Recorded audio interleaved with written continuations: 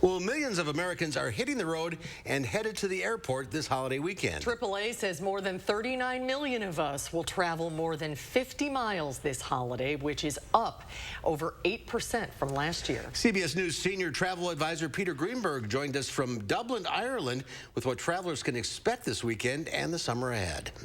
So people are traveling to Europe again from the United States. What preparations do they need to make? Well, I'll give you some good news for a change. It's the power of the U.S. dollar against so many foreign currencies. It's at a 20-year high in terms of its strength.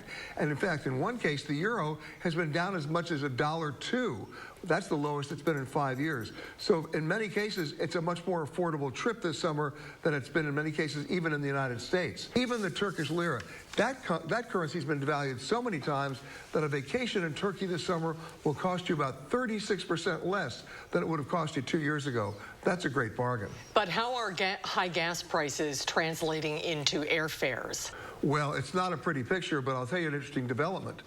We have not yet reached the tipping point of people not getting in their cars because of high gas prices. And the reason for that is high airline ticket prices. They've been going up at the rate of about 7% every 4 days, and that's compounded. My airfare 6 weeks ago from Los Angeles to San Francisco was about $93 round trip. Today, that's $410. Wow. For a family of four, that becomes an unaffordable $1,600 ticket. So even if gas gets to $12 a gallon, it's not going to stop them from still getting all of the kids in the car and going that way, because it's still a much more viable alternative, at least economically, than buying that airline ticket.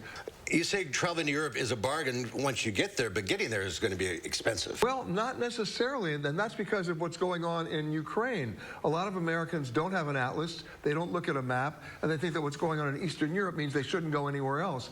Not necessarily the case. I'm in Ireland right now. The airfares from the East Coast to Ireland right now are less expensive than New York to Madison, Wisconsin.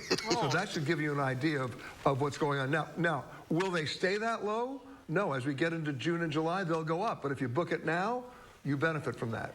What does your crystal ball look like when it comes to summer travel? And everybody is still wondering how COVID is going to play into any travel this summer. Well, you know, the COVID situation is evolved to the point where we're managing it. We're not necessarily afraid of it.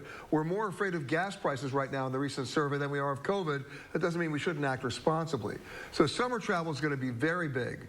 In fact, the average number of passengers screened at TSA security checkpoints in the highest point of 2022 has only been about 2.3 million a day. In a couple of days, that could go up to 3.1 million, and at that point, the system may fail. So get to the airport earlier than you normally would, and if you're doing a connecting flight, give yourself 2 hours between flights, because if your first flight's late, guess what? You may not get on another flight because they're all full. As you always say, you should have booked your flight yesterday, right? Maybe. All right, Peter, enjoy Ireland. Thanks for being with us. You got it, Mark.